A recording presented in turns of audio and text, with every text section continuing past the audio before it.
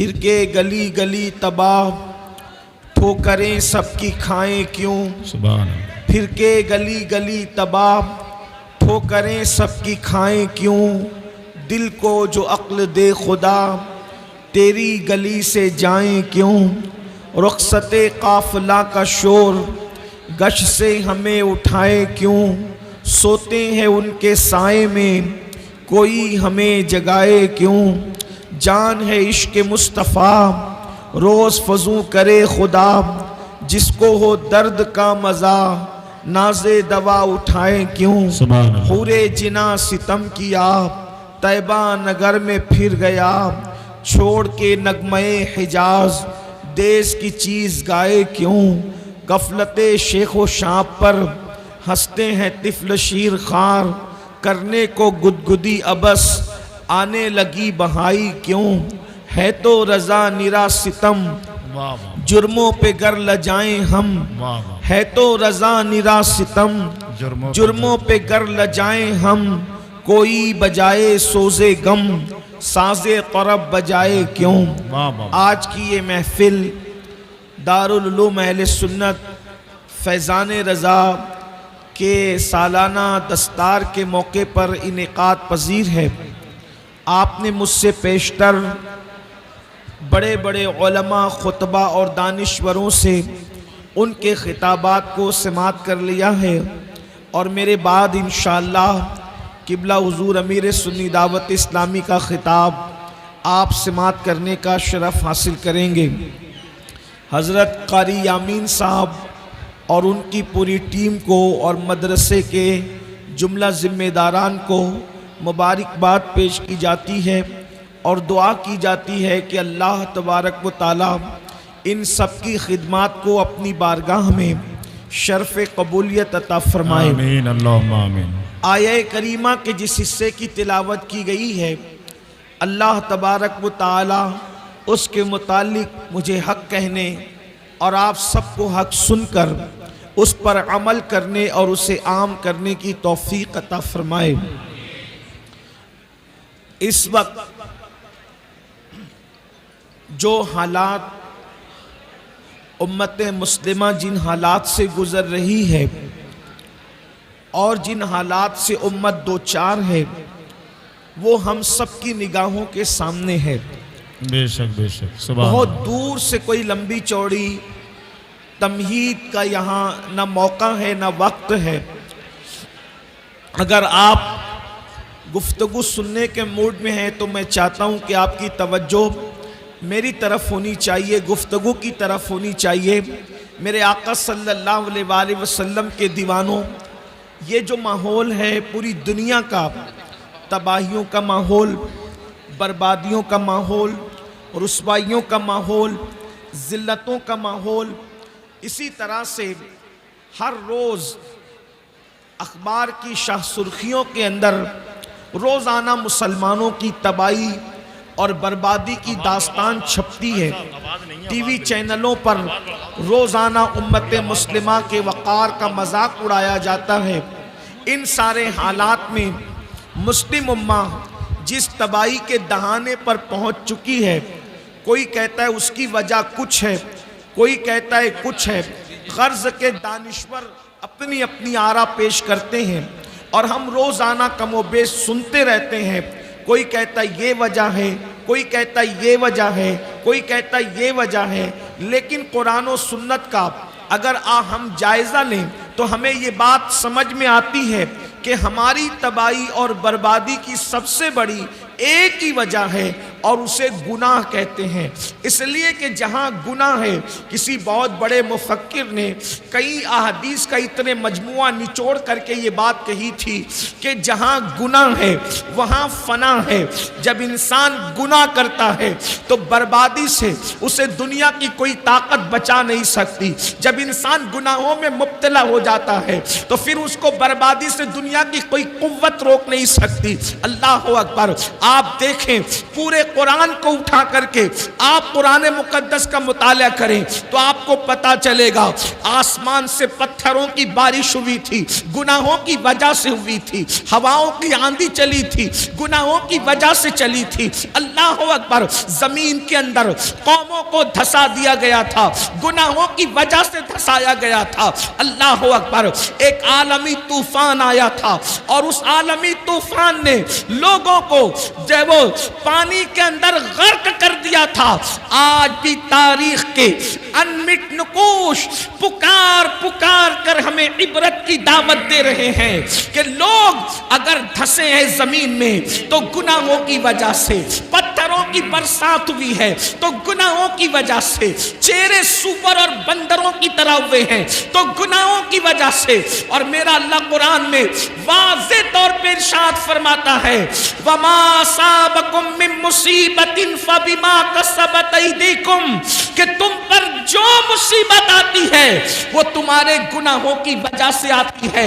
میرے پیارے آقا صلی اللہ علیہ وسلم کے پیارے دیوانوں، ہم یہ تصور کرتے ہیں، ہم یہ سوچتے ہیں مولانا گناہ کریں گے تو اس کی سزا قبر میں ملے گی، گناہ کریں گے تو اس کی سزا میدان محشر میں ملے گی۔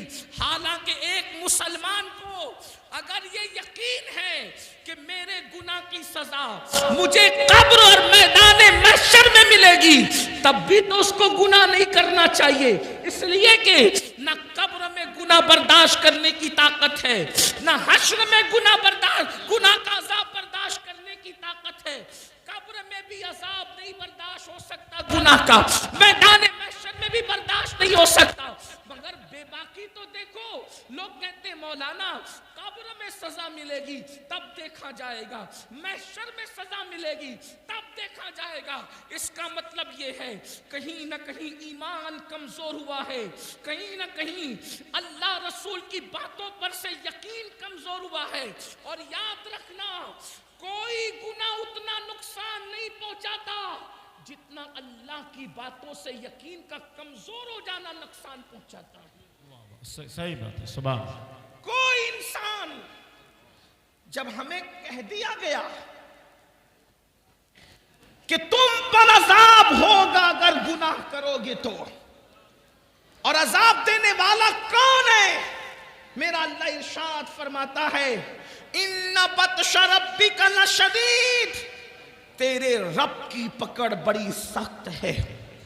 اللہ اگر کسی کو پکڑے، اللہ کسی کی پکڑ کرے، اللہ رب العزت کسی کا محاسبہ کرے، اللہ اکبر، ذرا سوچو تو صحیح، اگر میرا اللہ ہمارے سر میں درد دے دے، صرف انسان کے سر میں درد ہو تو رات بھر وہ کروٹیں بدلتا ہے، اس کو نیند نہیں آتی۔ اگر کمر کا درد شروع ہو جائے تو انسان تڑپتا ہے، اس کو نیند نہیں آتی۔ اگر آنکھ کا درد شروع ہو جائے وہ تڑپتا ہے، اس کو نیند نہیں آتی۔ میرے بھائیوں، میں اپنی بہنوں سے بھی توجہ چاہتا ہوں اور آپ سب سے توجہ چاہتا ہوں، مجھے بتاؤ میرے بھائیوں، وہ سر کا درد جو ڈاکٹر کی دوا سے دور ہو سکتا ہے، وہ کمر کا درد جس پر آپ تدبیر کرنا چاہیں تو آپ اس کو دور کر سکتے کسی تدبیر کے ہیلے سے۔ اب آپ مجھے بتاؤ، جب سر کے درد پر اتنا تڑپتے ہو، جب کمر کے درد پر اتنا تڑپتے ہو، جب آنکھوں کی تکلیف پر اتنا تڑپتے ہو، تو اللہ اکبر، جب میرا اللہ قبر میں عذاب مسلط فرمائے گا، جب میرا اللہ میدان محشر میں عذاب مسلط فرمائے گا، اس وقت اپنا کیا بنے گا؟ اللہ اکبر، مسلمان ہو، اپنے نبی کی بات پر یقین کرو۔ تو میں عرض یہ کر رہا تھا، اگر آخرت میں بھی عذاب کا تصور ہوتا تو بھی بہت بھیانک بات ہے، عذاب تو ہم برداشت ہی نہیں کر سکتے۔ مگر سن لو، انسان کے گناہوں کی سزا صرف اس کو آخرت میں نہیں ملتی، بلکہ انسان کے گناہوں کی سزا اس کو دنیا میں بھی ملتی ہے، انسان کے گناہوں کی سزا اس کو دنیا میں بھی آتی ہے۔ اللہ اکبر، اللہ اللہ۔ آئیے میں آپ کو بتاؤں، ایک بزرگ فرماتے ہیں کہ جب میں رات کو گناہ کرتا ہوں، جب میں رات کو گناہ کرتا ہوں تو صبح میں دیکھتا ہوں کہ میری سواری میری نافرمانی کرتی ہے، یعنی میرے رات کے گناہ کا اثر میری سواری سے بھی ظاہر ہوتا ہے۔ میری سواری میری موافقت نہیں کرتی، میری سواری میری بات نہیں مانتی۔ اللہ اکبر۔ اندازہ فرمائے، اس کا مطلب یہ ہے اگر سواری موافق نہ ہو، انسان کی موافقت نہ کرے تو اللہ اکبر وہ یہ گناہ کا اثر ہے۔ فرماتے ہیں چراغ جو بجھتے ہیں وہ بھی گناہوں کی وجہ سے، ٹھوکر جو لگتی ہے وہ بھی گناہ کی وجہ سے، اولاد جو نافرمان ہوتی ہے وہ بھی گناہ کی وجہ سے۔ گناہ کو کیا سمجھتے ہیں، گناہوں کو کیا سمجھ رکھا ہے؟ آج ہر ماں باپ شکایت کر رہے ہیں، مولانا میرا بچہ فرما بردار نہیں ہے۔ میں کہتا ہوں تم نے اللہ کی فرما برداری کی ہوتی تو شاید تمہاری اولاد تمہاری نافرمان نہ ہوتی۔ مجھے بتاؤ جو اللہ کی نافرمانی کرے اس کی اولاد اس کی فرما برداری کیسے کرے؟ تو یاد رکھنا جو ماحول ہے صرف گناہ کی وجہ سے۔ مسلمانوں گناہ کرنا چھوڑ دو، گناہ کرنا چھوڑ دو، اللہ سے رشتہ جوڑ لو، پھر دیکھو کیسے کرم کی برسات ہوتی ہے، پھر کیسے چھما چھم کرم برستا ہے۔ اب یہاں ایک بات یہ کہنے میں آتی ہے کہ حضرت ٹھیک ہے گناہ کی بات تو روزانہ ہی سنتے ہیں، گناہ چھوڑنا چاہتے ہیں، گناہ سے چھٹکارا نہیں ملتا، یہ بات ہے۔ کوئی مسلمان ایسا نہیں جو گناہ کرنا چاہتا ہو، گناہ چھوڑنا چاہتے ہیں، چھٹکارا نہیں ملتا۔ بالکل ایسے ہی جیسے چور کمبل چھوڑنا چاہتا ہے لیکن کمبل چور کو نہیں چھوڑتا، تو گناہ سے چھٹکارا کیسے ملے؟ کوئی کہتا ہے یہ کرو وہ کرو وہ کرو وہ کرو، میں نے کہا کچھ نہ کرو، ایک بات کرو بس۔ اگر گناہ کی دنیا سے نکلنا ہے، اگر گناہ کے دلدل سے نکلنا ہے، اگر گناہ کی نحوست سے نکلنا ہے، اگر گناہ اور جرائم سے ہجرت کرنا ہے، میری بات نہ سنو، کسی کی نہ سنو، اللہ کا فرمان سنو۔ گناہ سے بچنے کا سب سے بہترین دستور قرآن میں موجود ہے۔ اگر گناہ سے نکلنا ہے تو میرا اللہ فرماتا ہے نماز پڑھنا شروع کر دے تو خود گناہوں سے نکلتا چلا جائے گا، کیونکہ نماز میں اتنی طاقت ہے، نماز میں اتنا پاور ہے۔ اللہ ارشاد فرماتا ہے ان الصلاۃ تنہا عن الفحشاء والمنکر، بے شک نماز ہر برائی سے اور بے حیائی سے روک لیتی ہے۔ پتہ چلا نماز پڑھو گے، سجدہ کرو گے، خود بخود دل میں گناہ سے نفرت پیدا ہوگی، برائیوں سے نفرت پیدا ہوگی، جرائم سے نفرت پیدا ہوگی۔ اور سن لو یہ جو دماغ کے اندر خبط چڑھا ہے نا، مولانا میں گنہگار ہوں، میں کیا نماز پڑھوں؟ میرے عزیز یہاں گنہگار اور نیکی کا کوئی مسئلہ نہیں ہے۔ میرے نبی نے تو انسان کو اللہ سے جوڑنے کے لیے کتنا خوبصورت قانون عطا کیا، کتنا حسین قانون عطا کیا۔ ایک بات آپ کو بتاؤں، حدیث میں جو ہے، حدیث میں جو ہے اس پر ہمارا ایمان ہے، حدیث میں جو اس پر ہمارا یقین ہے۔ اللہ کے رسول نے فرمایا جس وقت بندہ سجدے میں چلا جاتا ہے، اللہ اور بندے کے درمیان جتنے پردے ہوتے ہیں اللہ سارے پردوں کو اٹھا دیتا ہے۔ اس میں عالم غیر عالم کا کوئی فرق نہیں، اس میں نیک اور بد کا کوئی فرق نہیں، اس میں اپنے اللہ اکبر خطے قبیلے اور علاقے کا کوئی فرق نہیں۔